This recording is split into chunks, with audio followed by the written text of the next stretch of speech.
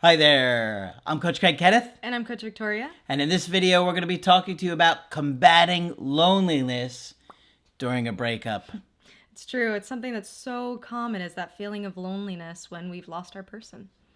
Yeah, I mean, when you spend most of your free time with a partner and that dynamic ends, it is just so overwhelming. Like, you just feel this massive loss. It just feels like you're missing a part of yourself. Your routine is different. Your support system is completely different. And it just feels awful to be feeling so alone. You just feel like you're isolated, and it's just an awful feeling. Yeah. And if you think about it, when you're in a relationship, you have a witness to your life.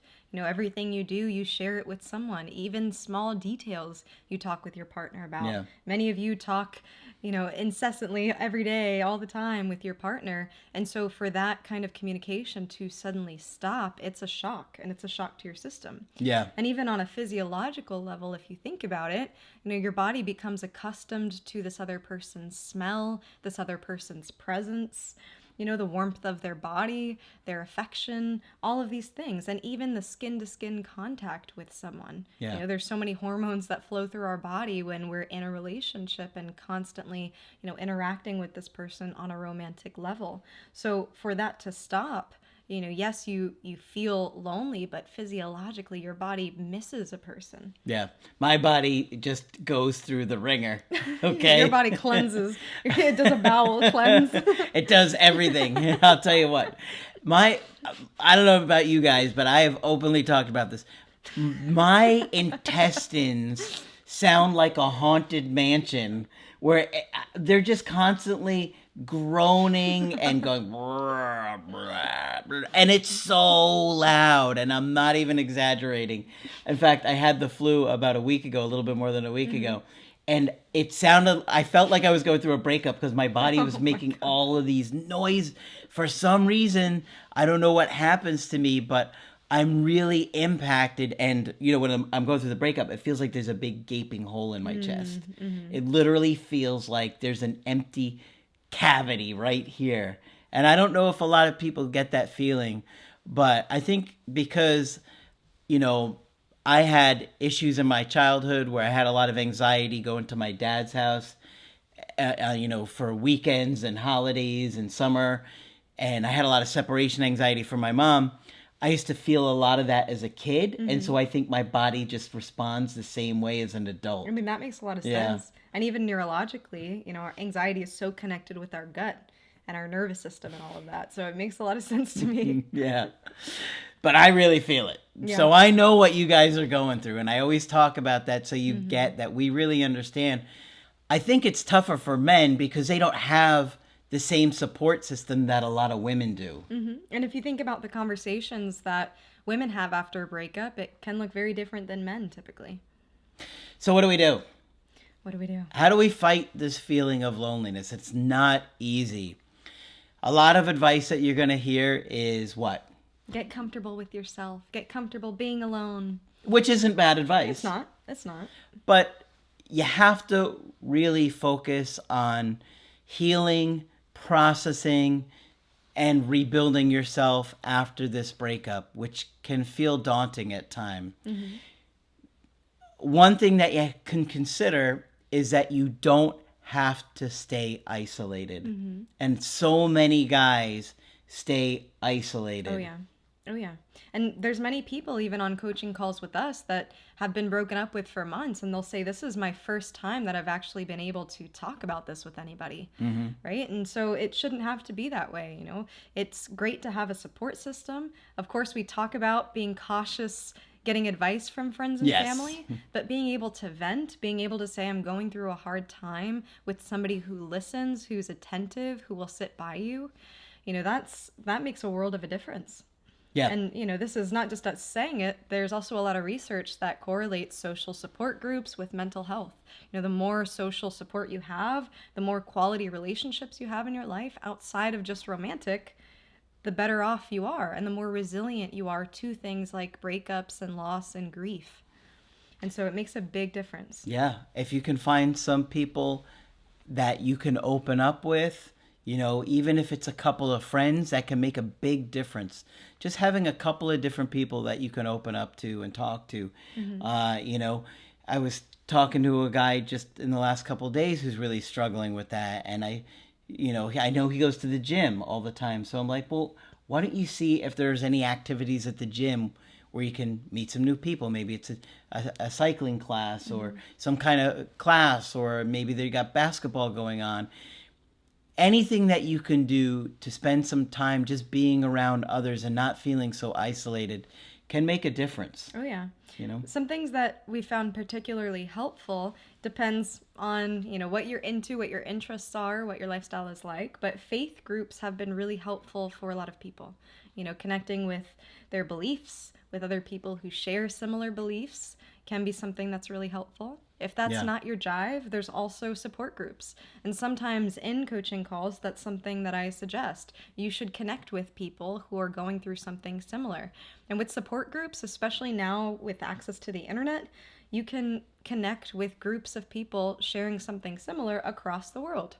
So whether that be in person, online, being able to surround yourself with people who are going through difficult things and can take that conversation to a deeper level.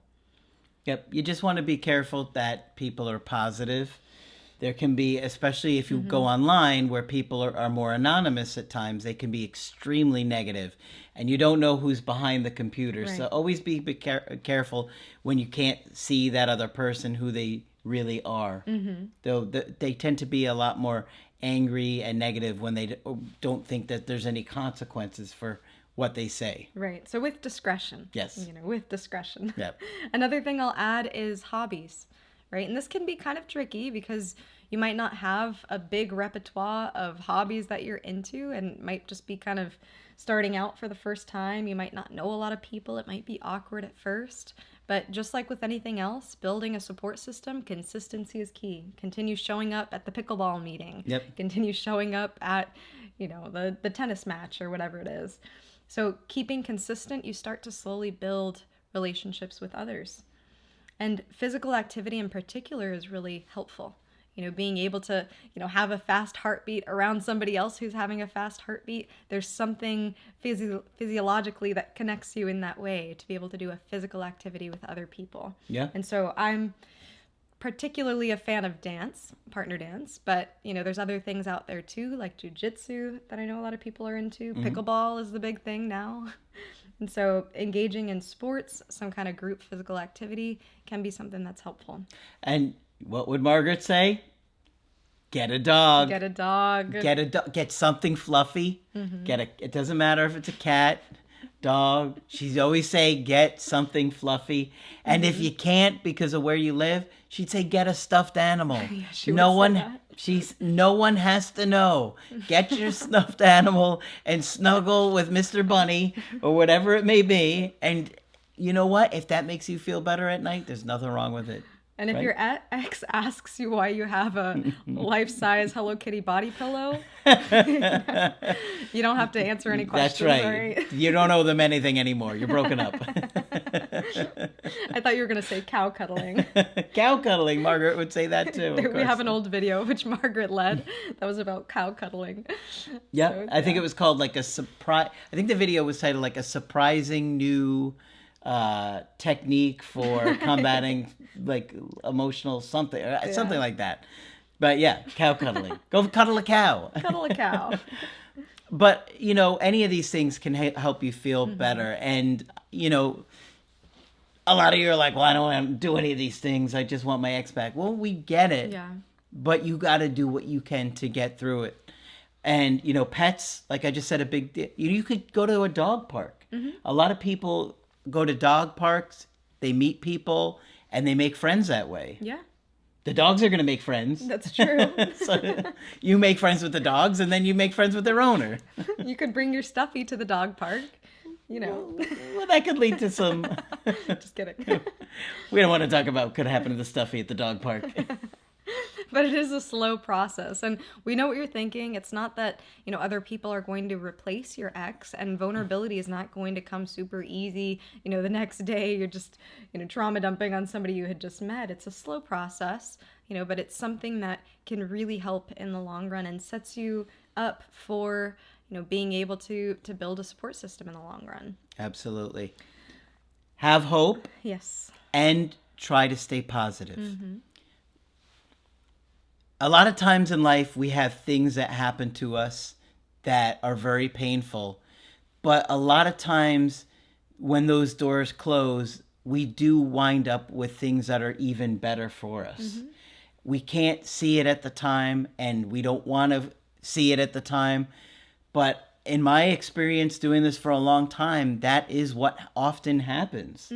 So staying positive that regardless of what happens with your ex, you're going to come out on top and life is going to be good again is a great mindset. Oh, yeah. And being around people, it really does change your perspective. I think of it as expanding your mind a little bit. You start to realize, there's other people in the world who have their own set of experiences, struggles, and that helps you feel a little less alone. And if it's difficult to find groups to get into, reconsider, older friends that maybe you might have lost touch with. Yep. You can also be a bit of a host. You can start to invite. I know many of you are depressed when you're going through a breakup. You might not have the energy to leave your home. We can Uber Eats some pizza and drink some tea and invite a friend over. So small steps can really make a big difference. They really can.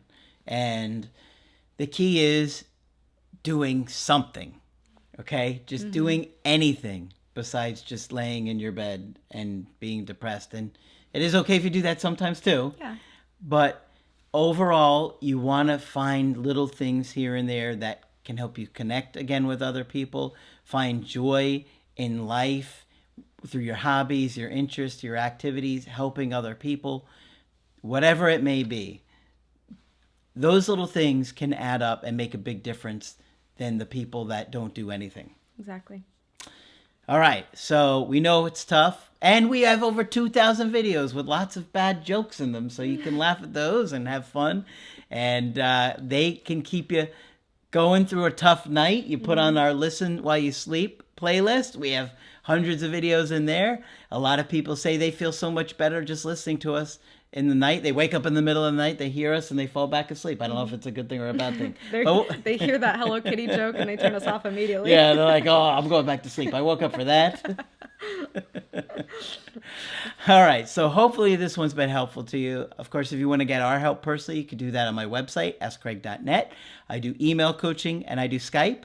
Victoria is also available for Skype coaching. I'm here whenever you'd like to chat. Just click on her name on the top of the website to schedule with her. But that's it for this video. I'm Coach Craig Kenneth. And I'm Coach Victoria. And we will talk with you soon.